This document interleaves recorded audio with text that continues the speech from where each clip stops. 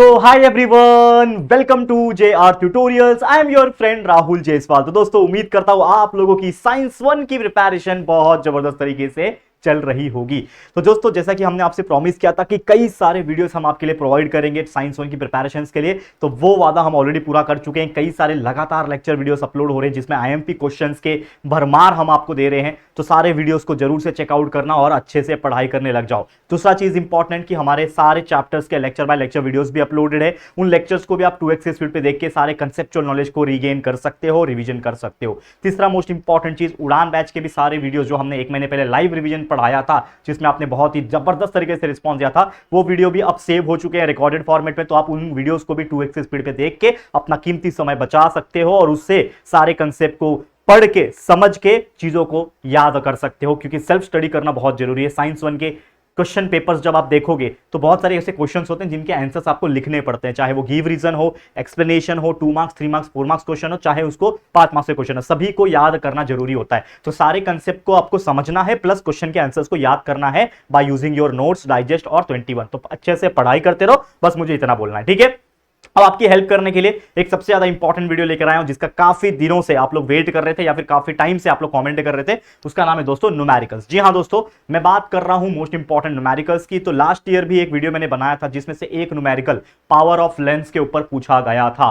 तो इस साल भी आप लोग के लिए कई सारे क्वेश्चंस न्यूमेरिकल्स लेकर आया हूं, जिसमें हम सारे के सारे चैप्टर्स, जिसमें से मोस्ट प्रोबेबली न्यूमेरिकल्स पूछे जाते हैं। अगर मैं बात करूं तो चैप्टर नंबर 1 ग्रेविटेशन में से न्यूमेरिकल पूछा जाता है, या तो chapter number 4 effect of electric current में से न्यूमेरिकल पूछ सकता है, या तो चैप्टर 6 रिफ्रैक्शन ऑफ लाइट, या तो चैप्टर 7 लेंसेस, या तो चैप्टर 10 स्पेस मिशन। इन्हीं में से न्यूमेरिकल पूछेगा, क्योंकि यही फिजिक्स के चैप्टर्स है, फिजिकल चैप्टर्स यही है। बाकी जितने चैप्टर्स आप देखोगे तो वो केमिस्ट्री वाले चैप्टर्स है और उसमें न्यूमेरिकल्स नहीं है, ठीक है। भले उसमें बैलेंसिंग केमिकल रिएक्शन आ सकता है, बाकी चीजें आ सकती है, लेकिन न्यूमेरिकल्स नहीं है। तो ये चीज आपको समझना पड़ेगा। तो न्यूमेरिकल्स अभी तक पिछले 3-4 साल के क्वेश्चन पेपर जब हमने ऑब्जर्व किए तो मैंने ये पाया कि आपका जो न्यूमेरिकल है सिर्फ 2 ही क्वेश्चन में पूछा जाता है। एक पूछता है क्वेश्चन नंबर 2B में, लास्ट ईयर भी एक ही क्वेश्चन 2B में पूछा था 2 मार्क्स के लिए, और क्वेश्चन नंबर 3 में एक न्यूमेरिकल आया था 3 मार्क्स के लिए, यानी 2+3, यानी आपका जो न्यूमेरिकल का वेटेज हो जाएगा पूरे पेपर में, जो कि हो जाएगा सिर्फ 5 मार्क्स। तो ये 5 मार्क्स देखा जाए तो बहुत सारे ऐसे बच्चे होते हैं जो ऑप्शन में छोड़ देते हैं, लेकिन मैं ये समझता हूं और ये मैं आप लोग से भी चाहता हूं कि आप लोग इन न्यूमेरिकल्स को अच्छे से देख के जाओ।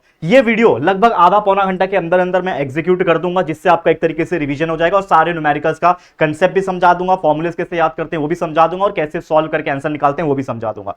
तो मान लो कि ये आधा घंटा अगर टाइम दे रहे हो, तो अगर ये 5 मार्क्स आपके यहां पे बन जाते हैं, कहीं ना कहीं इनमें से कुछ न्यूमेरिकल्स बन जाते हैं, इसी के टॉपिक के ऊपर बेस, कंसेप्चुअल नॉलेज के ऊपर बेस आपके न्यूमेरिकल बन जाते हैं, तो आपके क्वेश्चन पेपर में आपके 5 मार्क्स सिक्योर हो जाएंगे। और कभी कभी ऐसा होता है कि आपके जो ऑप्शंस में क्वेश्चंस होते हैं उनमें से भी 2-3 क्वेश्चंस आपको नहीं आते करने के लिए, तो यार ये न्यूमेरिकल आपकी लास्ट मोमेंट पे रक्षा कर सकता है, आपको मार्क्स देके जा सकता है, अगर इन केस ऐसा सिचुएशन आया जिसमें आपको बाकी क्वेश्चंस नहीं करने आ रहे हैं तो यार फिर रिस्क क्यों लेना। तो चलिए पढ़ देते हैं। तो यहां पे हाफ एन आवर के अंदर ये न्यूमेरिकल के वीडियो को खत्म करेंगे। आप लोग बस मेरा साथ दोगे, एंड तक इस वीडियो को देखोगे, और मैं चाहता हूं ये न्यूमेरिकल वाला वीडियो आप अपने हर एक 10वीं के फ्रेंड्स तक, जितने भी फ्रेंड्स आपके होंगे सभी तक ये वीडियो पहुंचाओगे। मैं नहीं जानता कैसे पहुंचाओगे, लेकिन पहुंचाओगे, क्योंकि आपके राहुल सर बहुत ज्यादा हार्ड वर्क कर रहे हैं, क्योंकि ये आप जानते होंगे, ठीक है दोस्तों। चलिए शुरुआत करते हैं आज के इस वीडियो की, जो कि है न्यूमेरिकल्स वीडियो, ठीक है। एक आपको प्रो टिप देना चाहूंगा मेरी तरफ से कि न्यूमेरिकल्स जितने भी मैंने ऑब्जर्व किए हैं, ज्यादातर न्यूमेरिकल्स मैंने देखा है कि सॉल्व्ड एग्जांपल्स में से पूछे जाते हैं। यानी आपके टेक्स्ट बुक में, आप साइंस 1 का टेक्स्ट बुक खोलो, इनमें जितने भी चैप्टर्स की मैंने बात की है, उन चैप्टर्स में जितने भी सॉल्व्ड एग्जांपल्स है,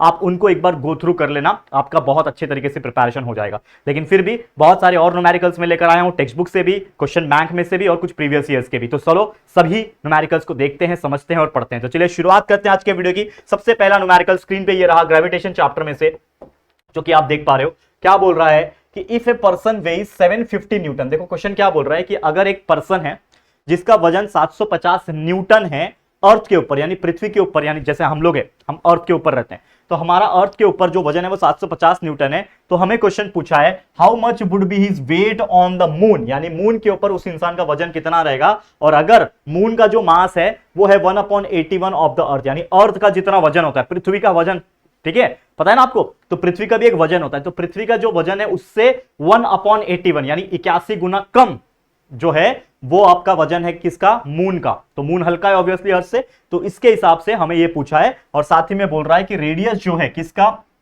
अर्थ का, वो 1/37 है, 1/3.7 है अर्थ का, यानी मून का जो रेडियस है, ठीक है, प्लस मून का जो वजन है वो अर्थ के कंपैरिजन में उन्होंने रेशियो दे रखा है। ठीक है, तो चलिए शुरुआत करते हैं। ये क्वेश्चन बहुत ज्यादा इंपॉर्टेंट है, एज इट इज भी पूछ सकता है और आपको ये क्वेश्चन एक्टिविटी के फॉर्म में भी पूछ सकता है, कुछ गारंटी नहीं है बच्चा, लेकिन आपको ये क्वेश्चन को समझ के लेना और पढ़ के लेना है, ताकि अगर ऐसे कुछ क्वेश्चन बने कि भाई इस इंसान का वजन मून पे इतना है तो अर्थ पे कितना होगा, अर्थ पे इतना है तो मून पे कितना होगा, तो ऐसे क्वेश्चन को आप सॉल्व कर पाओ। तो क्या करना है, सबसे पहले जो दिया हुआ है वो लिख दो। क्या है?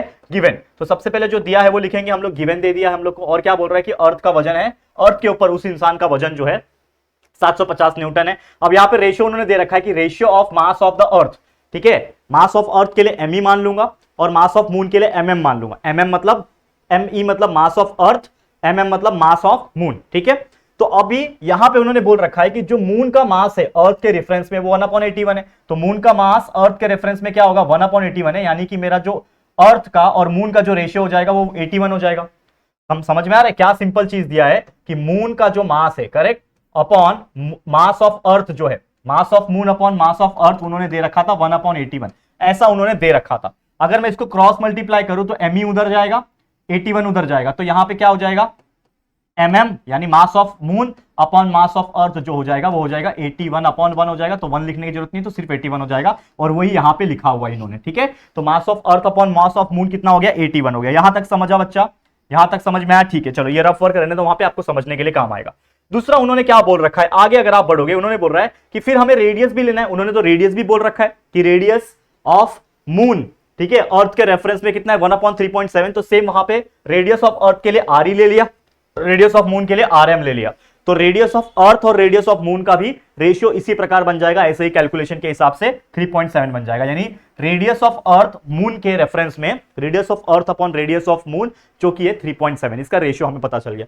मतलब ये दो चीज हमें पता है, क्वेश्चन में बोल रखी है। अब मैं एक चीज जानता हूं कि भाई हमें क्वेश्चन क्या पूछा है कि भाई एक इंसान है जिसका वजन अर्थ के ऊपर 750 है, तो मून के ऊपर कितना है? तो मैं मान लूंगा कि let the person, mass of person on be M K G, मैं ऐसा मान लूंगा कि जो भी इंसान है उसका वजन जो होगा एम के जी होगा। तो हमारे अर्थ के ऊपर जो वेट मेजर करते हैं क्या होता है? मास इज इक्वल टू 4, अपना weight is equal to mg होता है। अगर मैं किसी भी इंसान का वजन निकालना चाहता हूं तो weight is equal to mg होता है, यानी मास मल्टीप्लाई बाय ग्रेविटी। अब मुझे पता है मास उसका पर्सन का दिया हुआ है 750 न्यूटन, ठीक है, यहां पे दिया हुआ है ना, ये पूरा वेट ऑफ द अर्थ का, तो पूरा वेट ऑन अर्थ उस पर्सन का कितना है? 750 न्यूटन है, ठीक है, 750, और g के लिए फॉर्मूला होता है, ठीक है ना, mg के लिए फॉर्मूला होता है gmm अपॉन आर स्क्वायर। डाल दूंगा वैल्यू पूरा, ठीक है ना, आपको पता है ना, ये मास तो वैसे का वैसे ही है, लेकिन ये स्मॉल जी का वैल्यू क्या होता है? Capital G M upon R square. तो कैपिटल जी एम, एम मतलब मास ऑफ अर्थ रहेगा, अपॉन आर मतलब रेडियस ऑफ अर्थ रहेगा, क्योंकि अभी मैं फिलहाल अर्थ के लिए ले रहा हूं। तो यहां पे 750 इज इक्वल टू, देखो ये वाला equation, 750 is equal to M into G into M upon R E square. अब मुझे स्मॉल एम का वैल्यू यहां से मिल जाएगा, that is the mass of earth, mass of the person on earth. तो यहां पे हो जाएगा 750, देखो क्रॉस मल्टीप्लाई हो जाएगा, या आर उधर जाएगा, तो 750 into R square upon G into M हो जाएगा। ठीक है, इसको आप मान सकते हो इक्वेशन नंबर 1, जैसे कि मैंने यहाँ पे इक्वेशन नंबर 1 इसको मान लिया है। अब सेम अप्लाई करूंगा मून के ऊपर, तो मून के लिए भी क्या रह जाएगा? That is M into G M upon R square हो जाएगा, जैसे यहाँ पे किया था सेम। लेकिन मुझे वेट ऑन मून पता नहीं है ना, लेकिन मैं एक चीज जानता हूं कि भाई अगर मैं ये इक्वेशन ले लूं और ये इक्वेशन ले लूं, इसमें एम का जो वैल्यू है, ये m का वैल्यू है, ये पुट कर सकता हूं मैं। तो यहां पे जो m लिखा है इसके जगह पे इस m के वैल्यू को डाल दूं, तो ये m के जगह पे लिख दूंगा 750 are E upon G into M square, यानी इस m के जगह पे ये वाले m का वैल्यू यहां पे लिख दिया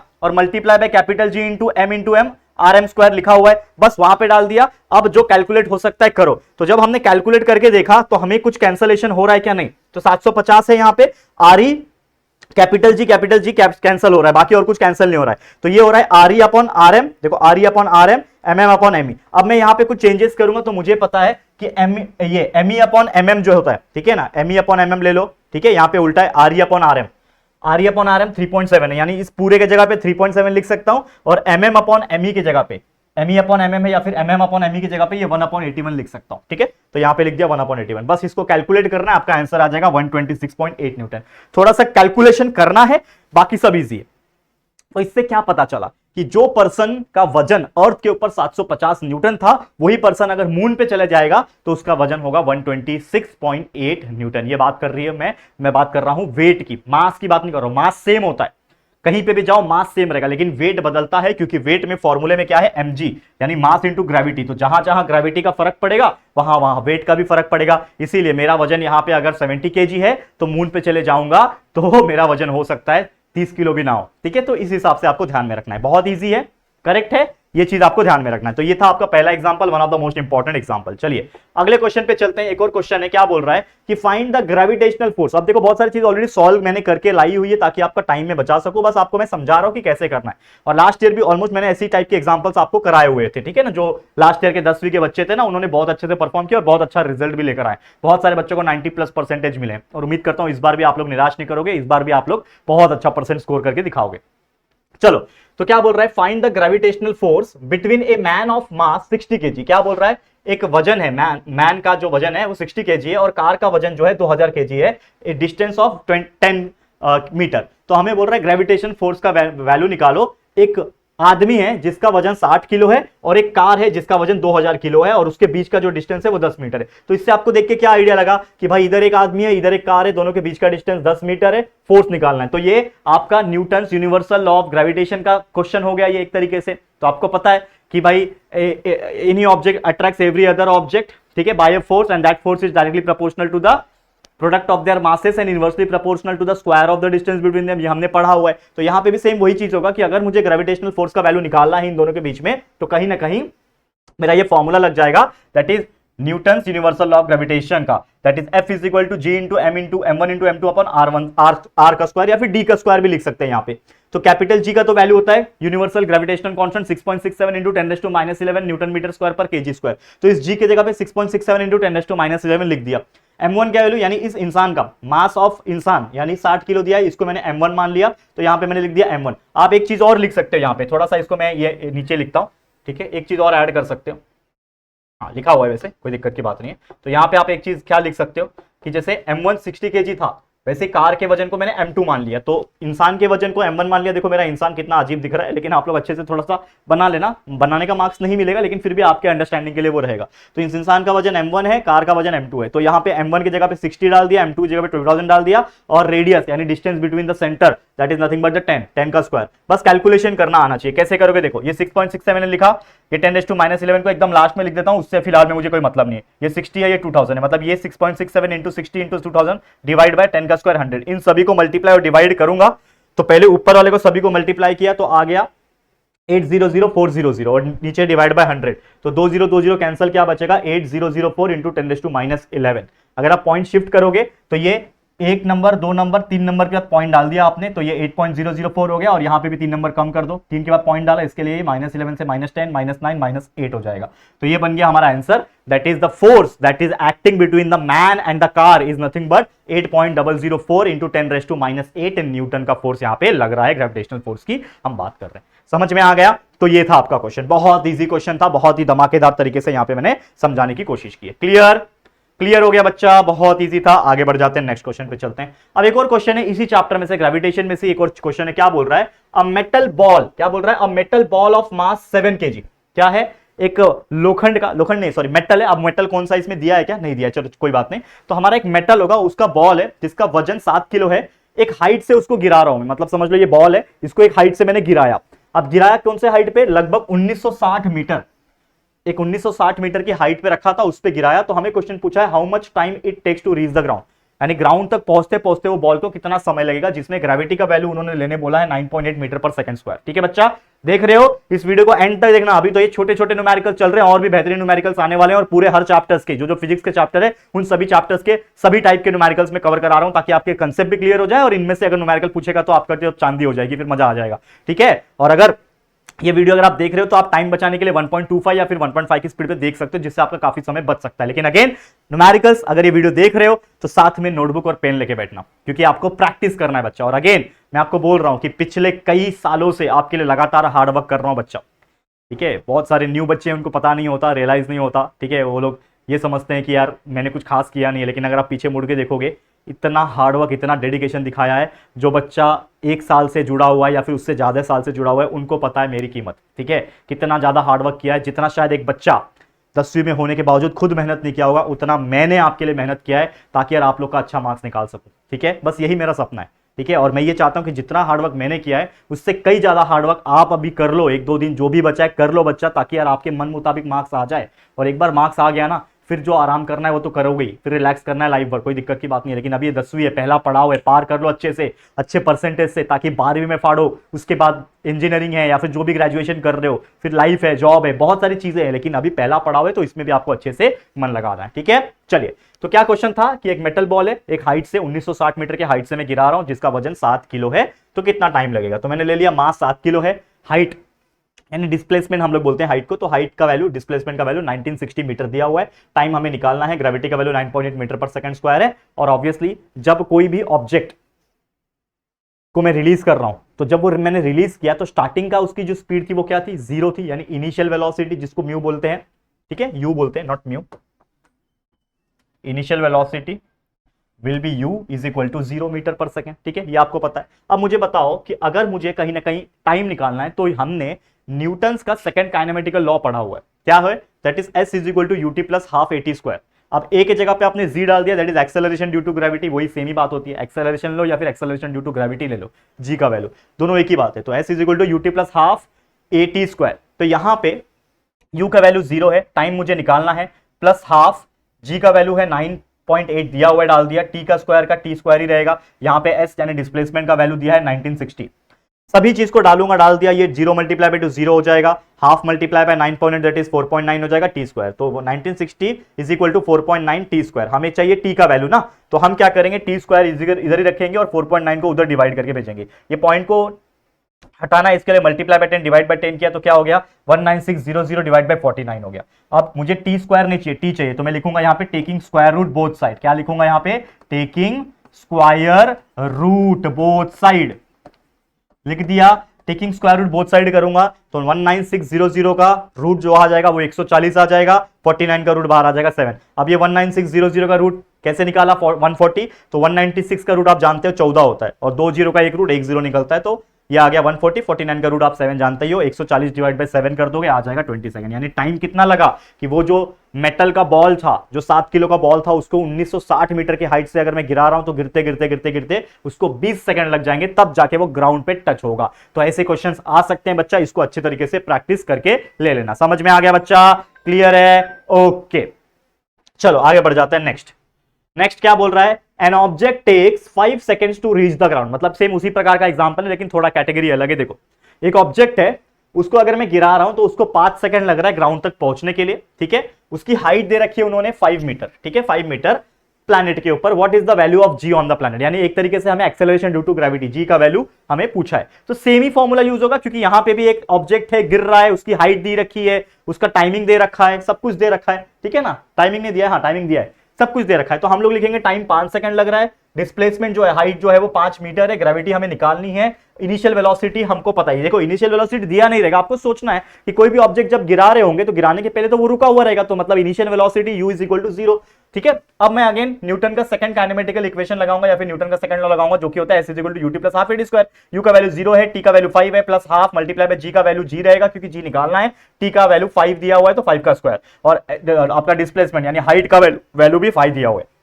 डाल दिया। 0 मल्टीप्लाई 5 इज 0, ये हट जाएगा, 1/2 ऑफ g इंटू 5 का स्क्वायर 25, यानी 25 ये हो जाएगा डिवाइड बाय 2 इंटू जी, तो 25/2 होता है 12.5 इंटू जी, तो 5 इज इक्वल टू 12.5 इंटू जी, जी का वैल्यू निकालना है, तो 5/12.5 हो जाएगा। ये पॉइंट हटाने के लिए मल्टीप्लाई बाय 10 डिवाइड बाय 10 किया, तो ये हो जाएगा 50, ये हो जाएगा 125। अब इसका वैल्यू आया 2.5 यानी 0.4, तो आपका जी का वैल्यू जो आएगा that is acceleration due to gravity here, कि कोई जो ऑब्जेक्ट था यहाँ पे जिसको 5 सेकंड लग रहा था ग्राउंड तक पहुंचने के लिए, उसकी जो acceleration due to gravity value काम कर रही थी वो थी 0.4 मीटर पर सेकंड स्क्वायर। याद रखना, यूनिट लिखना इज वेरी इंपॉर्टेंट। कभी भी एक्सेलरेशन ड्यू टू ग्रेविटी आया मीटर पर सेकंड स्क्वायर होता है, स्पीड वेलोसिटी आया तो वो मीटर पर सेकंड होता है, टाइम आया तो सेकंड होता है। ये छोटी छोटी यूनिट्स है, छोटी छोटी चीजें हैं, इसको भी आपको अच्छी तरीके से याद रख के चलनी है, ठीक है। चलो आगे बढ़ जाते हैं। नेक्स्ट क्वेश्चन है, देखो इसी प्रकार का क्वेश्चन बहुत मजेदार होगा। चलो क्या बोल रहा है, example, calculate the escape velocity. मैंने आपको बताया था इंपॉर्टेंट टॉपिक वाले वीडियो में कि एस्केप वेलोसिटी के ऊपर न्यूमेरिकल पूछने के चांसेस होते हैं, तो ये भी उसी चैप्टर का एस्केप वेलोसिटी का क्वेश्चन है। क्या बोल रहा है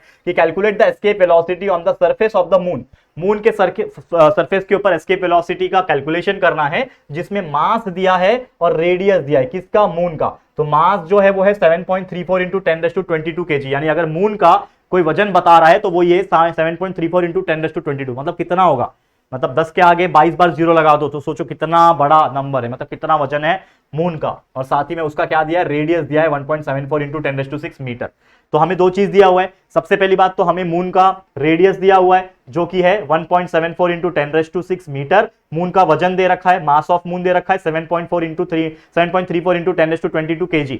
ये दो चीज हमें दिया है। लेकिन अब मैं बात कर रहा हूं, मुझे निकालना क्या है, एस्केप वेलोसिटी। भाई एस्केप वेलोसिटी निकालने का फॉर्मूला हमें पता होना चाहिए। तो आप ये फॉर्मूले को बाय हार्ट कर लोगे कि एस्केप वेलोसिटी का जो फॉर्मूला होता है बच्चा, वो होता है escape velocity is equal to V escape, यानी वी लिखना है आपको, यहां पे वी लिखना है और छोटा सा ESC लिखना है, एस्केप छोटा सा। तो V escape is equal to under root में 2gm/r। This is the formula for calculating the escape velocity. कहीं पे भी कुछ क्वेश्चन पूछे एस्केप वेलोसिटी का, यही फॉर्मूला लगा देना, जिसमें g क्या होता है, g is nothing but the universal gravitation constant. Capital G का वैल्यू आप जानते हो ना, that is 6.67 into 10⁻11 newton metre square per kg square. This is the SI नहीं, हाँ SI बोल सकते, कांस्टेंट है ये, वैसे SI नहीं होता है, ये कांस्टेंट का वैल्यू है g का, यूनिवर्सल ग्रेविटेशन कांस्टेंट का।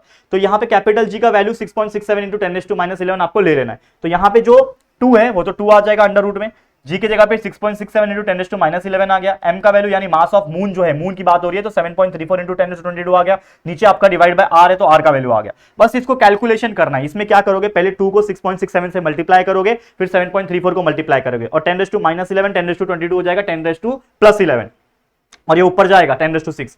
देखो क्या हो रहा है यहाँ पे, सबसे पहले आपने 2 लिया, 2 को 6.67 से मल्टीप्लाई किया, आपने इसको 7.34 से मल्टीप्लाई किया, ठीक है। इसको डिवाइड करना है आपको 1.74 से, ये आप अलग से कैलकुलेशन करोगे इतना, ठीक है, कुछ तो वैल्यू मिलेगा। और उसके बाद ये जो 10⁻11 है, ठीक है, देखो यहाँ पे मैं आपको सब तरीका बता दे रहा हूं, 10⁻11 है, ये 10⁻22 है, ठीक है, और नीचे ये 10⁻6 से ऊपर जाएगा तो 10⁻6 हो जाएगा, तो इंटू 10⁻6। तो आपका फॉर्मूला पता है, ये a⁻m multiply by a⁻n is equal to a⁻m+n है और फिर a⁻m-1। तो यहाँ पे माइनस तो 11 है, 22 में से 11 गया, 11 बचा, 11 और -6, 11 में से 6 गया 5, मतलब आपका ये जो वैल्यू आएगा 10⁻5 आएगा। यानी ये इसका जो भी वैल्यू आएगा इसको मल्टीप्लाई करना है 10⁻5 के साथ। तो हमने ये सब चीज कैलकुलेट करके देखा, तो आपका वैल्यू आया 2.37 किलोमीटर पर सेकंड। तो ये आया किलोमीटर पर सेकंड के हिसाब से, ठीक है। याद रखना, जो भी वैल्यू आएगा उसको डिवाइड बाय 1000 करोगे तो किलोमीटर पर सेकंड में अपने आप को कन्वर्ट हो जाएगा। तो ये आ गया आपका आंसर।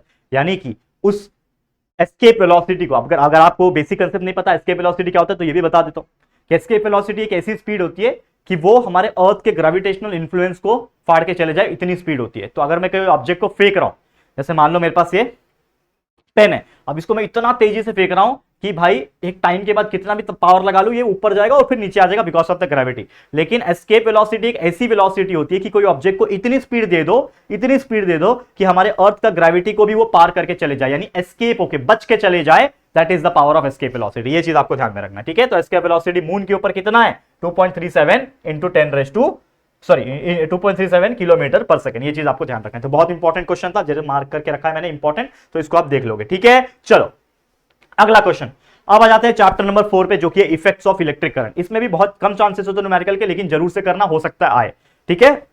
चलो ध्यान देंगे, इफेक्ट ऑफ इलेक्ट्रिक करंट। देखो क्या बोल रहा है, an electric tungsten bulb is connected into A home circuit. यानी एक टंगस्टन बल्ब, पहले के जमाने में पीला वाला बल्ब आता था 100 वाट का, वैसे ही बल्ब की बात हो रही है। यहां पे घर में क्या लगा है, एक इलेक्ट्रिक बल्ब लगा हुआ है। Home electric supply run and 220 volt supply मिल रहा है उसको पोटेंशियल डिफरेंस का। जब भी स्विच ऑन करो, अ करंट ऑफ 0.45 एम्पियर, मतलब करंट का वैल्यू दे रखा है इन्होंने। What must be the power, आपको पूछा है पावर निकालो वाट के अंदर, power in the watt. What it is kept for 10 hour, मतलब it is kept for 10 hour, 10 घंटे के लिए वो चालू रहता है बल्ब। बल्ब जो है ऑन कितने देर तक रहता है, 10 घंटे तक रहता है। हमें पूछा है how many units of electricity will it consume, यानी कितने यूनिट ऑफ इलेक्ट्रिसिटी वो कंज्यूम करेगा। इस प्रकार की चीजें पूछी हुई है। कैसे करोगे यार, कैसे करोगे, बहुत इजी है। क्या निकालना है यहाँ पे, इन शॉर्ट हमें निकालना है how many unit of energy, मतलब कहीं ना कहीं मुझे इलेक्ट्रिसिटी निकालना है। तो सबसे पहले क्या दिया हुआ है, हमें पोटेंशियल डिफरेंस V का वैल्यू दिया हुआ है, 220 वोल्ट दिया हुआ है। करंट का वैल्यू दिया है, I का वैल्यू दिया है 0.5 एम्पियर, ठीक है, 0.45 एम्पियर माफ करना। अब मुझे निकालना क्या है, पावर। क्वेश्चन पूछा था ना कि व्हेन द स्विच ऑन, क्या बोल रहा है, what must B is the power. तो हमें पावर पूछा है, तो पावर निकालने का फॉर्मूला होता है that is nothing but V into I. Power का फॉर्मूला होता है P is equal to V into I. याद रखना, शॉर्टकट बता रहा हूं, लेकिन आप लोग पूरा पूरा लिखोगे तो अच्छा है। तो power is equal to V into I. V मतलब पोटेंशियल डिफरेंस, I मतलब करंट। तो V मतलब पोटेंशियल डिफरेंस आपको दिया हुआ है, multiply by current I, ampere में दिया हुआ है।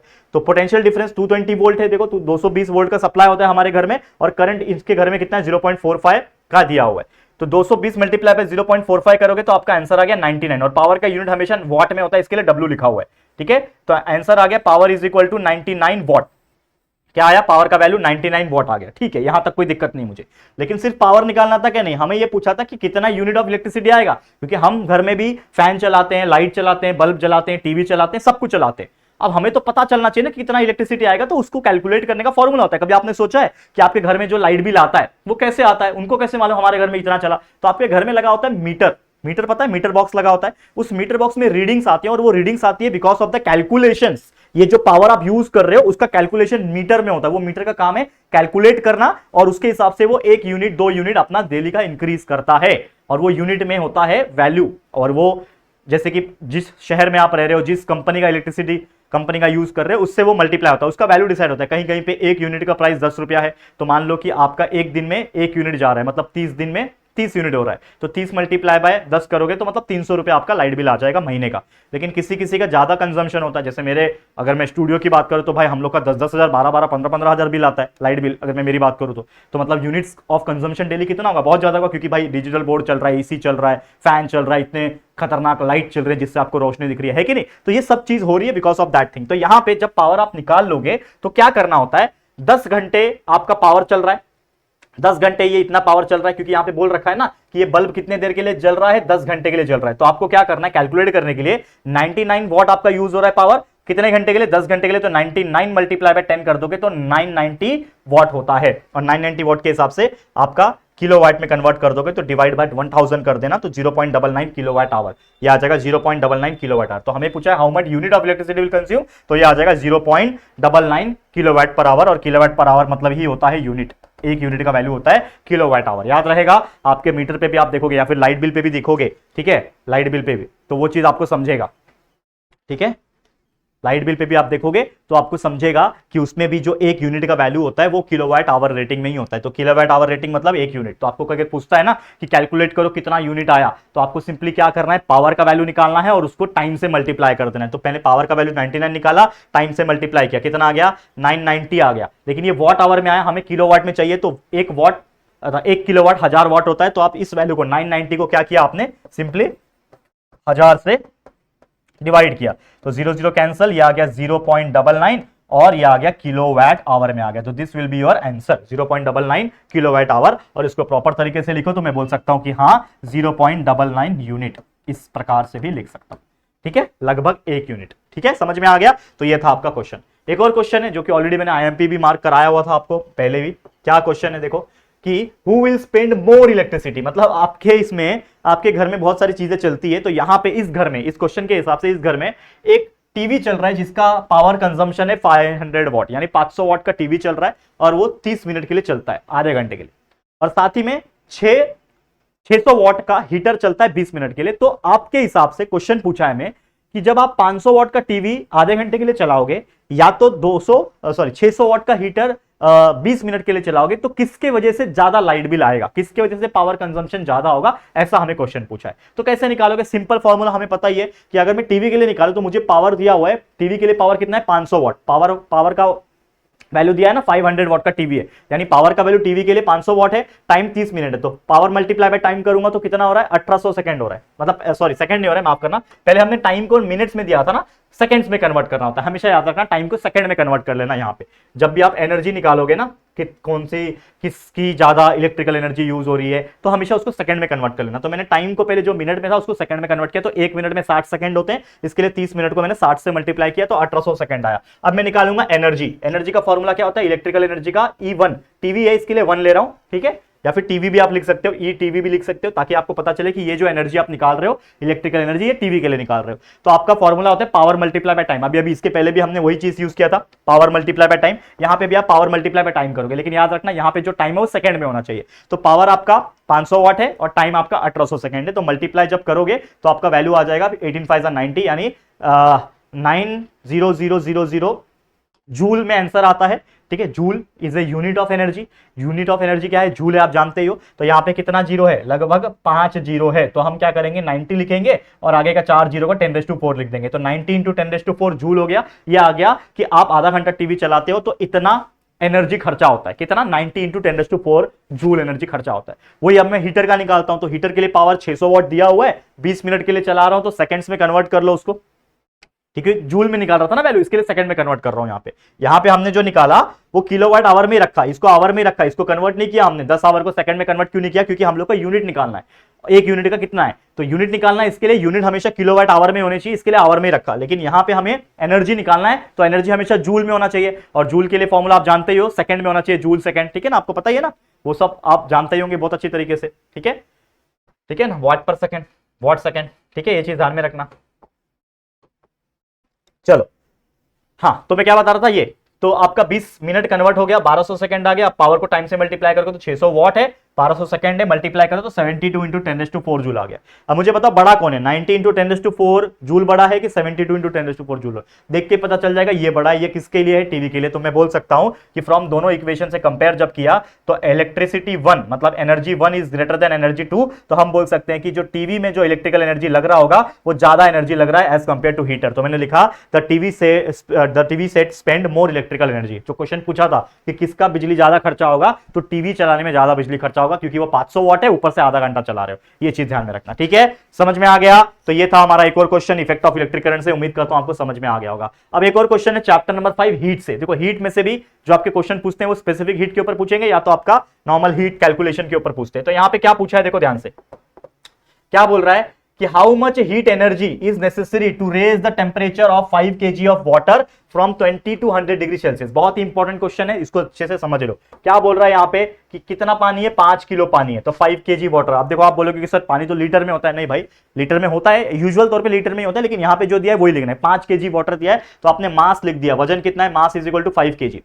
सी यानी स्पेसिफिक हीट कैपेसिटी होती है, स्पेसिफिक हीट की वैल्यू होती है। तो यहां पे पानी का जो स्पेसिफिक हीट का वैल्यू है वो सी से रिप्रेजेंट किया जाता है, जो कि हमेशा याद रखना कि पानी का जो वैल्यू होता है स्पेसिफिक हीट का, वो होता है 1 किलो कैलोरी पर KG degree Celsius. This is the formula, not formula, this is the value.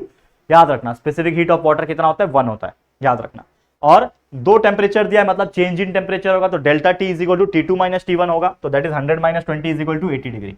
अब आपको हीट एनर्जी रिक्वायरमेंट निकालना है, तो एक फॉर्मूला है कि heat energy supplied is nothing but the energy gained by water, and उसके लिए फॉर्मूला हो जाता है heat energy required, heat energy required के लिए फॉर्मूला हो जाता है मास of water multiply by specific heat of water multiply by change in temperature, यानी MC डेल्टा टी। ये तो ऑलरेडी पढ़ाया हुआ है मैंने, M multiply by C multiply by delta T, जिसमें M का वैल्यू मास 5 दिया हुआ है, C का वैल्यू आपको पता है 1 होता है, डाल दो, और डेल्टा टी का वैल्यू 80 है। ठीक है, 5 मल्टीप्लाई बाय 1 मल्टीप्लाई बाय 80, बस कैलकुलेट कर लो, आपका आंसर आ जाएगा। आ गया 400 किलो कैलोरी। तो कितनी एनर्जी चाहिए? 400 kilo calorie energy, heat energy चाहिए, ताकि वो पानी को आप टेम्परेचर 20 से लेके 100 तक पहुंचा सके। तो ये था उसका क्वेश्चन। बहुत इजी क्वेश्चन होता है ऐसा, इस प्रकार से क्वेश्चन बनेगा आपके एग्जाम में, तो आप आराम से सॉल्व कर सकते हो।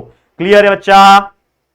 आगे बढ़े, चलो आगे बढ़ जाते हैं, अगले क्वेश्चन के ऊपर चलते हैं। Next, how much heat energy is necessary to raise the temperature of 10 kg of water from 30 to 100। देखो, उसी प्रकार का एग्जांपल है और एग्जाम में पूछा भी है। क्या बोल रहा है? मास दिया है 10 किलो पानी, टेम्परेचर चेंज दिया है 30 से 100 करना है, मतलब 100 minus 30 is equal to 70 degree. और यहाँ पे पानी की बात हो रही है, मतलब specific heat of water C का वैल्यू 1 है, ये आप जानते हो, वो 1 किलो कैलोरी पर ग्राम केजी डिग्री सेल्सियस। तो हीट एनर्जी रिक्वायर्ड का फॉर्मूला क्या होता है? M multiply by C multiply by delta T. M का वैल्यू 10 है, C का वैल्यू 1 है, डेल्टा टी का 70 है। डाल दिया, कैलकुलेट कर दिया, आ गया answer 700 kilo calorie is the unit. याद रखना, 700 किलो कैलोरी इसका आंसर आ गया। ठीक है, समझ में आया? बहुत इजी था। ओके, आगे बढ़ जाते हैं, और भी क्वेश्चन है उसको भी देख लेते हैं। एक और क्वेश्चन है जो कि अगेन बेस होगा आपके इसी प्रकार के क्वेश्चन के ऊपर, कि यहां पे पूछा है calculate the amount of heat required to convert 30 gram of water. 30 ग्राम पानी दिया है, 30 से 100 पहुंचाना है स्टीम के अंदर, और इसमें आपको बोल रहा है यूज करने के लिए specific latent heat of vaporisation of water 540 calorie per gram. ठीक है, यहां पे उन्होंने स्पेसिफिक लेटेंट हीट दे दिया, मतलब यहां पे जो क्वेश्चन है इसमें थोड़ा चेंजेस आएगा। ये सिर्फ नॉर्मल नहीं है कि भाई हीट एनर्जी कैलकुलेट किया M multiply by C multiply by delta T करके, यहां पे उन्होंने specific latent heat of vaporisation of water भी लिया है। तो यहां पे हमारा फॉर्मूला में चेंजेस आएगा। सबसे पहले तो मास दिया है पानी का 30 ग्राम, चेंज इन टेम्परेचर 100 माइनस 30 कर दोगे तो आपको मिल जाएगा 70। लेकिन यहां पे उन्होंने एक चीज दे रखा है, क्या? Specific latent heat of vaporisation of water, L का वैल्यू उन्होंने दे रखा है। लेटेंट हीट ऑफ वेपराइजेशन के लिए एल लेना है, जिसका वैल्यू दिया है 540 कैलोरी पर ग्राम। और आप पानी का स्पेसिफिक हीट का वैल्यू तो जानते ही हो 1 किलो कैलोरी पर केजी डिग्री सेल्सियस, ये आप जानते हो। आपको हीट एनर्जी निकालना है, तो हीट एनर्जी का नॉर्मल फॉर्मूला क्या था? mc delta T. बट यहां पे specific latent heat of vaporisation पानी का दिया हुआ है, तो ये mc डेल्टा टी तो रहेगा, लेकिन साथ में m मल्टीप्लाई बाय l भी कैलकुलेट हो जाएगा। ठीक है, प्लस कर देना। तो ये एक नया फॉर्मूला याद रखना है, दिस इज द फॉर्मूला। जब भी आपको लेटेंट हीट ऑफ वेपराइजेशन दिया रहेगा तो ये आपका फॉर्मुलेशन या फिर फॉर्मूला जो है उसको याद रखना है। ठीक है, तो m का वैल्यू 30 डाल दिया, c का वैल्यू 1 है, डेल्टा टी का वैल्यू 70 है, प्लस बीच में प्लस है, m का वैल्यू अगेन 30 है, मास 30 ग्राम है ना, मल्टीप्लाई बाय एल का वैल्यू 540 है। इन सभी वैल्यू को डालो, कैलकुलेट करो। पहले इसको मल्टीप्लाई किया आपस में 2100 आ गया, 30 मल्टीप्लाई बाय 540 16200 आया, इन दोनों को प्लस कर दिया, आपका आंसर आ गया 18,300 कैलोरी। ठीक है, 18,300 कैलोरी इतनी हीट की जरूरत है, तब जाके आपकी जो पानी है यहाँ पे 30 से लेकर 100 टेम्परेचर तक जाएगी। तो इस प्रकार से आपको याद रखना है। तो ये क्वेश्चन को भी अच्छे से प्रैक्टिस कर लो बच्चा, अच्छे से देख लो इसको। ठीक है, कर लोगे। हीट में से अगर आता है तो क्वेश्चन इस प्रकार से बन सकता है। चलिए आगे बढ़ जाते हैं अगले क्वेश्चन पे। एक और इंपॉर्टेंट क्वेश्चन है, लेकिन ये 3 मार्क्स से कैटेगरी में पूछेगा तो पूछेगा, अदरवाइज नहीं पूछेगा। क्या क्वेश्चन है कि एक कॉपर स्पीयर है, ठीक है ना, is heated to raise the temperature 100 degree, release in water of mass 195 gram, temperature 20 degree Celsius in copper calorimeter. Calorimeter का एग्जांपल है, 50 ग्राम दिया हुआ है। What is the maximum temperature of water? तो जो चीज दिया है सबसे पहले लिखो, क्या दिया है? स्पेसिफिक हीट ऑफ कॉपर दिया है 0.1 calorie per gram degree Celsius. Specific heat of calorimeter इन्होंने दे रखा है 0.1। अगर आपको नहीं दिख रहा है तो थोड़ा सा वीडियो की क्वालिटी बढ़ा के वीडियो को जूम करके देख सकते हो। वैसे ये सेम एग्जांपल ऑलरेडी सॉल्व किया हुआ है आपके टेक्स्ट बुक में, तो वो भी मैं आपको बता देता हूं, तो आप वहां से भी चेकआउट कर सकते हो। अगर आपको यहां से क्लियरली नहीं दिख रहा होगा तो मैं आपको वो चीज बता देता हूं फटाफट से, क्योंकि देखो मेरा काम है आप लोग को बताना, पढ़ना तो आपको ही है, प्रैक्टिस तो आपको ही करना है। मैं जितना हो सके आपको चीजें प्रोवाइड कर तो सकता हूं, लेकिन आप जब तक मेहनत नहीं करोगे तब तक नहीं होगा। तो पेज नंबर 70 आप चेकआउट कर लेना। वैसे पेज नंबर 70 पे ये पूरा एग्जांपल सॉल्व करके दिया, लेकिन मैं फिर भी समझा देता हूं। क्या है? स्पेसिफिक हीट ऑफ कैलोरीमीटर दे दिया। अब हमें बोल रहा है कि जो कॉपर बॉल है वाटर का एंड द कैलोरीमीटर का, ये फाइनल टेम्परेचर मान लो T अटेंड कर रहा है। हमने मान लिया कि फाइनल टेम्परेचर T अटेंड करना है। तो हमें एक चीज पता है कि जो भी हीट लॉस सॉलिड ऑब्जेक्ट से होता है माइनस जो हीट गेन जो होता है, ठीक है ना, अगर मैं बात करूं तो heat loss by solid object is equal to heat gain by water plus heat gain by the calorimeter. तो जो भी कॉपर बॉल जो होगा, ठीक है, हीट लॉस बाय जो कॉपर बॉल होगा वो क्या होगा? मास ऑफ कॉपर होगा, स्पेसिफिक हीट ऑफ कॉपर होगा और डिक्रीज इन टेम्परेचर होगा, यानी mc डेल्टा टी होगा। तो यहां पे भी जो फॉर्मूला लगेगा वो क्या लगेगा? mc डेल्टा टी लगेगा, जिसमें मास ऑफ कॉपर है, स्पेसिफिक हीट ऑफ वाटर है, कॉपर है और चेंज इन टेम्परेचर है। तो यहाँ पे मास ऑफ कॉपर कितना दिया हुआ है? देखो यहाँ पे कॉपर का मास कितना दिया था ना, यहाँ पे कितना है भाई? पियर कितना है? 100 दिया हुआ है। देखो यहाँ पे छुप गया, ये पीछे यहाँ 100 लिखा हुआ है, तो ये 100 दिया हुआ है। स्पेसिफिक हीट ऑफ कॉपर 0.1 दिया हुआ है और चेंज इन टेम्परेचर तो 100 था, ठीक है ना, 100 था, माइनस टी कर दो जो हमने लिया हुआ है टी से, ठीक है, तो 100 माइनस टी हो जाएगा। इसको आप इक्वेशन 1 मान लो। उसी प्रकार जो वाटर रहेगा वो भी तो हीट गेन करेगा, तो उसका वैल्यू आएगा मास of water multiply by specific heat of water multiply by उसका इंक्रीजिंग या फिर चेंज इन टेम्परेचर। तो ये हो जाएगा आपके लिए Q1 is equal to mass of water 195 gram दिया हुआ है। देखो मास ऑफ वाटर 195 है, मल्टीप्लाई बाय उसका स्पेसिफिक हीट कितना होता है? पानी का 1 होता है, डाल दिया, और T-20 उसका चेंज इन टेम्परेचर हो जाएगा। अब इसको भी कैलकुलेट कर लो। और एक चीज है हीट गेन बाय कैलोरीमीटर, जो कि होता है मास ऑफ कैलोरीमीटर, यानी कि इसमें भी m mass of calorimeter multiply by specific heat of calorimeter multiply by the increase और चेंज इन टेम्परेचर। इसमें भी आप 50 डाल दोगे, मास ऑफ कैलोरीमीटर का वैल्यू 0.1 होता है, कैलोरीमीटर का स्पेसिफिक हीट, और T-20 हो जाएगा। बस आपको क्या करना है? ये वैल्यू को डालना है। तो आपको एक फॉर्मूला तो पता ही है कि Q is equal to Q1 plus T2। जब भी हमने ये कैलोरीमीटर का टॉपिक पढ़ाया था, मिक्सिंग मेथड, तो हमने बताया था कि जो टोटल चेंज होता है पानी का, Q का वैल्यू होता है Q1 प्लस Q2 के बराबर होता है। तो Q का वैल्यू है ये, Q1 का वैल्यू है ये, Q2 का वैल्यू है ये। बस सभी में वैल्यू डाल देना है आपको और कुछ नहीं, ठीक है, सभी में वैल्यू डाल देना है और कैलकुलेट करना है। तो आपको फाइनली T का वैल्यू मिल जाएगा, दैट इज 23.8 डिग्री सेल्सियस। तो इसको एक बार जरूर से रेफर कर लो। टेक्स्ट बुक में पेज नंबर तो मैंने बता ही दिया, जो कि है पेज नंबर 70। इसको रेफर कर लो। हो सकता है अगर टफ पेपर आया तो ये क्वेश्चन आपको अपने पेपर में देखने मिल जाएगा, वो भी क्वेश्चन नंबर 4 या फिर 3 के अंदर देखने मिलेगा, जो 3 मार्क्स में पूछता है, माफ करना, 3 मार्क्स की कैटेगरी में ये क्वेश्चन पूछने के चांसेस होते हैं। तो चेकआउट कर लेना जाके, ठीक है, कर लोगे, इतना इजी था, ऐसा कुछ है नहीं, लेकिन थोड़ा सा मेहनत करना पड़ेगा और कंसेप्ट पे ध्यान देना पड़ेगा। क्लियर है?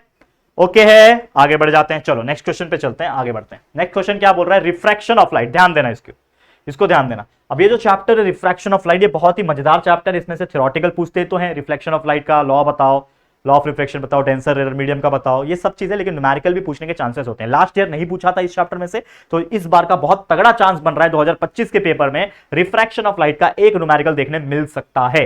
तो देख लेते हैं ना, जो भी है देख लेते हैं, क्या पता आ जाए। ठीक है, तो क्या बोल रहा है कि the absolute refractive index of water is 1.36। यहां पे बोल रहा है कि जो एब्सोल्यूट रिफ्रैक्टिव इंडेक्स है पानी का 1.36 है, वेलोसिटी है लाइट की पानी के अंदर। ठीक है, क्वेश्चन पूछा है what is the velocity of light in water, जिसमें वैक्यूम में आपको पता ही है वेलोसिटी ऑफ लाइट का वैल्यू क्या होता है, 3 × 10⁻⁸ मीटर पर सेकंड होता ही है। तो हमने ले लिया, लेट्स सपोज कि जो वेलोसिटी है लाइट की वैक्यूम के अंदर जो इनिशियली यूजुअली होती है वो है 3 × 10⁸ मीटर पर सेकंड।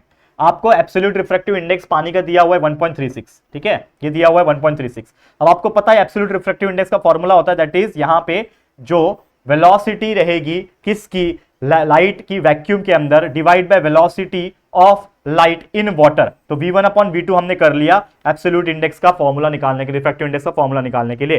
तो इसमें एब्सोल्यूट रिफ्रैक्टिव इंडेक्स का वैल्यू 1.36 दिया है, velocity of light in vacuum 3 × 10⁸ दिया था, v2 यानी velocity of light in water हमें नहीं पता, ये v2 उधर जाएगा, 1.36 नीचे आएगा, डिवाइड हो जाएगा, कैलकुलेशन हो जाएगा, तो आपका आंसर आ गया 2.21 × 10⁸ मीटर पर सेकंड। यानी जो आपको क्वेश्चन पूछा था कि what is the velocity of light in water, तो here the velocity of light in water is 2.21 × 10⁸ metre per second. तो इस प्रकार से आपको चीजें याद करके ले लेनी है। ठीक है, तो 2.21 × 10⁸ मीटर पर सेकंड, ये एग्जांपल को बहुत अच्छे से प्रैक्टिस कर लेना, होपफुली एग्जाम में क्वेश्चन पूछ सकता है। ठीक है, चलो आगे बढ़ जाते हैं, नेक्स्ट क्वेश्चन पे चलते हैं। क्या बोल रहा है क्वेश्चन कि the light travels with A velocity, मतलब लाइट की स्पीड दी हुई है 1.5 × 10⁸ मीटर पर सेकंड। ठीक है ना, मीडियम के अंदर होती है, कोई भी मीडियम हो सकता है। एंटरिंग द सेकंड मीडियम, मतलब एक मीडियम से निकल के दूसरे मीडियम में जा रहा है, तो उसकी वेलोसिटी हो गई कम, 0.75 × 10⁸ मीटर पर सेकंड हो गई। तो हमें पूछा है what is the refractive index of the second medium, यानी जो पहले मीडियम से निकल के, अब हो सकता है टेंसर मीडियम था, रेयर मीडियम था, तो एक मीडियम से निकल के दूसरे मीडियम में गई, तो वेलोसिटी तो भाई कम दिख रही है हमको, लेकिन भाई उसका रिफ्रैक्टिव इंडेक्स क्या था सेकंड मीडियम का, वो हमें क्वेश्चन पूछा है। मतलब second medium with respect to the first medium हमें क्या पूछा है, रिफ्रैक्टिव इंडेक्स पूछा है। तो हमें पहली बात तो दे दिया है कि वेलोसिटी ऑफ लाइट, ठीक है, वेलोसिटी ऑफ लाइट दे रखा है, तो उसको मैं v1 मान लेता हूं, तो v1 का वैल्यू है 1.5 × 10⁸ मीटर पर सेकंड, ये हमें दिया हुआ है। अब वेलोसिटी ऑफ लाइट जो सेकंड मीडियम में जा रही है उसको मैं मान लेता हूं v2। ये फर्स्ट मीडियम के लिए वेलोसिटी v1 मान लिया, सेकंड मीडियम के लिए वेलोसिटी 2 मान लिया, v2 मान लिया, जिसकी वैल्यू 0.75 × 10⁸ मीटर पर सेकंड दी हुई है। अब मुझे निकालना क्या है, that is the refractive index. हमें क्या निकालना है, फाइंड द रिफ्रैक्टिव इंडेक्स, वो भी किससे, second medium with respect to first medium. तो second medium with respect to first medium के लिए, मतलब refractive index of second medium, refractive index of second medium with respect to first medium is equal to, formula क्या हो जाएगा, जो आपका v1 upon था v2 हो जाएगा। तो फॉर्मूला क्या हो जाएगा आपके लिए, that is nothing but v1 upon v2 हो जाएगा। ठीक है, तो v1 है आपका 1.5 × 10⁸ अपॉन v2 है 0.75 × 10⁸, 10⁸ कैंसिल, 1.5 डिवाइड बाय 0.75 करोगे तो आपका आंसर आ गया 2, यानी the refractive index of the second medium with respect to the first medium here, इधर आ गया आपका वैल्यू 2, खत्म कहानी। तो ये क्वेश्चन भी बहुत अच्छे से प्रैक्टिस कर लेना बच्चा, ये क्वेश्चन आने की संभावना भी हो सकती है। ठीक है, कर लोगे प्रैक्टिस। चलो आगे बढ़ जाते हैं फास्ट। नेक्स्ट क्वेश्चन क्या बोल रहा है, if the speed of light in a medium, देखो ये भी बहुत इंपॉर्टेंट क्वेश्चन है, अगर स्पीड ऑफ लाइट है मीडियम में जो कि है 1.5 × 10⁸ metre per second, what is the absolute refractive index of the medium. हमें एब्सोल्यूट रिफ्रैक्टिव इंडेक्स पूछा है जिसमें स्पीड ऑफ लाइट वैक्यूम का दिया है 3 × 10⁸, मतलब सेम टाइप का एग्जांपल है लगभग। क्या बोल रहा है, हम मान लेंगे कि भाई जो स्पीड ऑफ लाइट मीडियम में जो दे रखी है ना, उसका वैल्यू मैं मान लेता हूं v2। लेट्स सपोज मैंने क्या मान लिया, v2 मान लिया कि v2 is the speed of light in medium 2, मैं ऐसा मान लेता हूं, जिसका वैल्यू 1.5 × 10⁸ मीटर पर सेकंड है। और ऐसा मान लेता हूं कि v1 जो है वो speed of light in medium 1 है, जिसका वैक्यूम है, ठीक है, जो कि वैक्यूम में है ना, इसको मैंने v1 मान लिया, स्पीड ऑफ लाइट वैक्यूम में जो है उसको v1 मान लिया, स्पीड ऑफ लाइट जो मीडियम में है उसको v2 मान लिया। तो अगेन वैल्यू दिया हुआ है speed of light in vacuum का 3 × 10⁸ और मीडियम में दिया है 1.5 × 10⁸। हमें क्या निकालना है, रिफ्रैक्टिव इंडेक्स, फॉर्मूला क्या होता है, v1 अपॉन v2, यानी कि जो वैक्यूम में होता है डिवाइड बाय द मीडियम। तो v1 वैक्यूम में जो दिया 3 × 10⁸ है मीटर पर सेकंड, नीचे v2 मीडियम में स्पीड ऑफ लाइट कितना दिया है 1.5 × 10⁸। अब 10⁸ कैंसिल होगा, 3/1.5 इज नथिंग बट 2, तो इसका भी रिफ्रैक्टिव इंडेक्स का वैल्यू हमने निकाल दिया जो कि आया 2। तो ऐसे क्वेश्चंस भी बनेंगे, तो आप जरूर से चेकआउट कर सकते हो, इसको इसे प्रैक्टिस कर लेना। ठीक है, क्लियर है, आगे बढ़ते हैं। चलो नेक्स्ट क्वेश्चन पे चलते हैं। देखो, if the refractive index of the rare medium with respect to the denser medium is 0.5। देखो क्वेश्चन ध्यान से समझो, क्या बोल रहा है कि refractive index of a rare medium with respect to a denser medium, rare medium with respect to denser medium दिया है 0.5, हमें बोल रहा है क्रिटिकल एंगल निकालो। भाई ये विचित्र क्वेश्चन पूछ दिया, इस चैप्टर में से यूजुअली रिफ्रैक्टिव इंडेक्स पूछता है, लेकिन ये क्रिटिकल एंगल का क्या सीन है। तो भाई बहुत इजी क्वेश्चन है, क्रिटिकल एंगल के लिए फॉर्मूला हमेशा याद रखना कि आपका रेयर मीडियम का दिया है ना विद रिस्पेक्ट टू डेंसर, तो रिफ्रैक्टिव इंडेक्स का यहां पे है 0.5 दिया हुआ है वैल्यू, ठीक है, कहीं ना कहीं दिया हुआ है, सेकंड का विथ रिस्पेक्ट टू 1, और इसका फॉर्मूला होता है साइन आई, तो sine I is equal to 0.5 हो जाएगा, ठीक है। साइन आई का वैल्यू 0.5 है, I is the critical angle, तो आई इज इक्वल टू साइन उधर जाएगा तो साइन इनवर्स हो जाएगा, साइन इनवर्स ऑफ 0.5, 0.5 का मतलब होता है आधा, 1/2 होता है, और साइन में 1/2 कब आता है, मैथ्स पढ़ो, याद रखो मैथ्स, मैंने आपको बताया था ट्रिग्नोमेट्री वाला, याद है। तो साइन हाफ कब होता है, साइन 30 डिग्री पे हाफ होता है, तो हाफ साइन 1/2 30 डिग्री पे होता है, तो आई का वैल्यू आ गया 30 डिग्री, यानी इन शॉर्ट क्रिटिकल एंगल का जो वैल्यू पूछा था वो आ गया 30 डिग्री। तो इस तरीके से क्रिटिकल एंगल के एग्जांपल पूछेंगे, तो बस जो भी आपका रेरर टू डेंसर मीडियम का वैल्यू जो दिया रहेगा उसको साइन आई के बराबर लिख देना, sine I wise equal to ये हो जाएगा, आई का वैल्यू साइन इनवर्स ऑफ 0.5 हो जाएगा, हाफ का वैल्यू होता है 30 डिग्री, लिख दिया, खत्म कहानी, आपका आंसर आ गया, ठीक है। चलो आगे बढ़ जाते हैं नेक्स्ट क्वेश्चन। अब यहां पे एक और क्वेश्चन है, क्या बोल रहा है, if the absolute refractive index, भाई कितने सारे इस चैप्टर में से रिफ्रैक्शन ऑफ लाइट में से कितने सारे न्यूमेरिकल देख लिए हमने, लगभग ये 5वां या 6वां न्यूमेरिकल है, तो सोचो मतलब इतने सारे है, इसका मतलब तगड़ा चांस होगा ना इस चैप्टर का न्यूमेरिकल पूछने का, तभी तो पढ़ा रहा हूं इतने सारे। तो यहां पे क्या बोल रहा है कि if the absolute refractive index glass का एंड वाटर का दिया हुआ है, ग्लास का दिया है absolute refractive index 3/2 and water का दिया हुआ है 4/3 respectively, what is the refractive index of glass with respect to water. तो मतलब आपको निकालना क्या है, refractive index of glass with respect to water निकालना है आपको, ठीक है, refractive index of glass with respect to water, ठीक है। इसको आप यू भी लिख सकते हो, एन भी लिख सकते हो, आपके ऊपर है। तो refractive index of glass with respect to water के लिए फॉर्मूला क्या रहेगा, जो आपका ग्लास का रिफ्रैक्टिव इंडेक्स था उसको वाटर के रिफ्रैक्टिव इंडेक्स से बस सिंपली डिवाइड कर दो, आपका आंसर आ जाएगा। तो ये 3/2 डिवाइड बाय 4/3, 4/3 उधर जाएगा तो 3/4 हो जाएगा, तो 3/2 मल्टीप्लाई बाय 3/4 यानी 9/8 हो जाएगा। तो refractive index of glass with respect to water आ गया 9/8। इसको अच्छे से याद कर लो, याद मतलब प्रैक्टिस कर लो, हो जाएगा आपका अगर ऐसे क्वेश्चंस बनेंगे तो, ठीक है, क्लियर हो गया। चलिए अब एक चलते हैं नेक्स्ट क्वेश्चन, जो कि एक 7th चैप्टर में से हो सकता है पूछा जाए, जो कि है लेंस चैप्टर। अब ये लेंस चैप्टर जो है ये बहुत ही क्रिटिकल है, लेकिन इसमें से न्यूमेरिकल के चांसेस कम होते हैं, लेकिन आ सकते हैं। लास्ट टाइम भी देखोगे तो ये न्यूमेरिकल आया हुआ था, 2024 के पेपर में ये क्वेश्चन देखा गया था, 2023 के पेपर में देखा गया था, मतलब ये इंपॉर्टेंट है, रिपीट हो रहा है बार बार। तो यहां पर अगर आप देखोगे क्वेश्चन ये पूछा था, the focal length of the convex lens दिया है 20 सेंटीमीटर, फाइंड इट्स पावर, यानी आपको पावर का वैल्यू निकालने बोल रहा है। तो कभी भी जो चीज दिया है वो लिखना होता है गिवन में, तो आपको फोकल लेंथ दिया है कॉन्वेक्स लेंस का 20 सेंटीमीटर, ठीक है। इसको याद रखना, जब भी कोई फोकल लेंथ दिया रहेगा और पावर निकालने पूछा रहेगा तो उसको आप मीटर में कन्वर्ट कर लेना, यानी फोकल लेंथ आपका सेंटीमीटर में दिया है, तो आपको पता है 1 मीटर में 100 सेंटीमीटर होते हैं, तो मतलब आपको 100 से डिवाइड करना पड़ेगा, तो 20 डिवाइड बाय 100 यानी 0.2 मीटर आ गया, यानी फोकल लेंथ जो यहां पे है मीटर में कन्वर्ट किया तो 0.2 मीटर आ गया। अब मुझे निकालना है पावर ऑफ लेंस, तो पावर ऑफ लेंस का फॉर्मूला होता है 1 फोकल लेंथ, जो कि मीटर में होना चाहिए। तो 1 फोकल लेंथ का वैल्यू मीटर में निकाल लिया 0.2, तो 1 फोकल लेंथ मीटर में, तो 1 फोकल लेंथ के अगर जगह पे क्या लिखोगे 0.2, तो 1/0.2 होता है 5, तो आ गया पावर इज इक्वल टू 5, और यूनिट होता है डायप्टोर, याद रखना the unit of power of lens is dioptre, जिसको कैपिटल डी से डिनोट करते हैं। तो हमारा पावर का वैल्यू आ गया 5D, यानी 5 डायप्टोर आ गया। तो खत्म कहानी। इस तरीके से आपके 2 मार्क्स के क्वेश्चन लास्ट टाइम भी पूछा गया था, इस साल रिपीट होने के चांसेस तो कम हो सकते हैं, लेकिन फिर भी अगर ऐसे क्वेश्चन आते हैं जिसमें वैल्यू चेंज किया, अगर कुछ भी दिया, तो आप इस प्रकार से आपको सॉल्व करना है और आंसर निकाल देना, ठीक है। कर लोगे, डेफिनेटली कर पाओगे, पूरी उम्मीद करता हूं, ठीक है। चलो अब एक और चीज है कि यही लेंस चैप्टर जो है आपका, इसमें कुछ और न्यूमेरिकल से जो मुझे इस बार लग रहे हैं कि पूछने के चांसेस है, ठीक है। रिस्क ले सकते हो, थोड़ा सा एक्स्ट्रा मेहनत कर सकते हो, तो पढ़ लेना एक्सरसाइज, ठीक है। एक्सरसाइज में अगर आप देखोगे एग्जांपल नंबर 1 जो है, एक्सरसाइज नहीं माफ करना, एग्जांपल नंबर, पेज नंबर 86 पे आ जाओ।